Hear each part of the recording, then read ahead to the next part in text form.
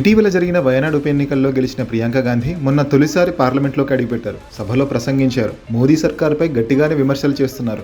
నొప్పి మాయం, సర్జరీ దూరం. మోకాలు మరియు నడుము నొప్పులను ఇకపై భరించాల్సిన అవసరం లేదు. ఆపరేషన్ లేకుండా అత్యాధునిక చికిత్స. Indo British advanced pain clinic సంప్రదించండి 9807556789. అటు రాహుల్ గాంధీ, ఇటు ప్రియాంక గాంధీ ఎవరి వర్షంలో వాళ్ళు ప్రభుత్వాన్ని టార్గెట్ చేస్తున్నారు.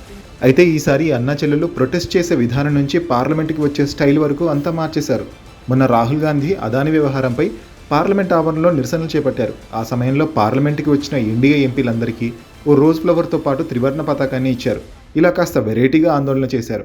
రాహుల్ సంగతి అలా ఉంటే ప్రియాంక గాంధీ కూడా అదే స్థాయిలో మోదీ సర్కార్పై సెటైర్లు వేస్తున్నారు. మొన్న అదానీ మోదీ ఫోటో ఉన్న బ్యాగ్ వేసుకొని నిరసన వ్యక్తం చేశారు. చాలామంది ఇండీ కూటమి ఎంపీలు ఇవే బ్యాగులతో కనిపించారు. అయితే ఈ బ్యాగ్ రాజకీయాల్ని కంటిన్యూ చేస్తున్నారు ప్రియాంక గాంధీ. పార్లమెంట్కి ఇటీవల ఓ హ్యాండ్ బ్యాగ్తో వచ్చారు ప్రియాంక. దానిపై పాలస్తీన్ అనే రాస్తుంది. పాలస్తీనా ప్రజలపై ఇజ్రాయెల్ కొనసాగిస్తున్న విధ్వంసాన్ని ఇలా అపోజ్ చేశారు. పాలస్తీనాకి మద్దతుగా నిలవాలని పిలుపునిచ్చారు. అయితే ఈ బ్యాగ్ చూసిన ఎన్డీఏ ఎంపీలు ఆమెపై తీవ్రంగా మండిపడ్డారు. బంగ్లాదేశ్లో హిందువులపై ఆ స్థాయిలో దాడులు జరుగుతుంటే అది వదిలేసి ఎక్కడో పాలస్తీనా గురించి మాట్లాడుతున్నారని మండిపడ్డారు.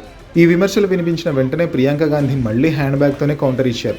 ఈసారి పార్లమెంట్కి మరో బ్యాగ్ పట్టుకొచ్చారు. దానిపై బంగ్లాదేశ్ అనే పేరు కనిపించింది. బంగ్లాదేశ్లోని హిందువులు, క్రిస్టియన్లకు మేము అండగా ఉంటామనే మెసేజ్ని బ్యాగ్పై కోట్ చేశారు. ఇదే బ్యాగులతో ఇండీ ఎంపీలు పార్లమెంట్ ఆవరణలో నిరసన వ్యక్తం చేశారు. సో ఇప్పుడిప్పుడే పొలిటికల్గా తొలి అడుగులు వేస్తున్న ప్రియాంక గాంధీ ఇలా హ్యాండ్ బ్యాగులతో రాజకీయాలను హ్యాండిల్ చేస్తుందన్న కామెంట్స్ వినిపిస్తున్నాయి.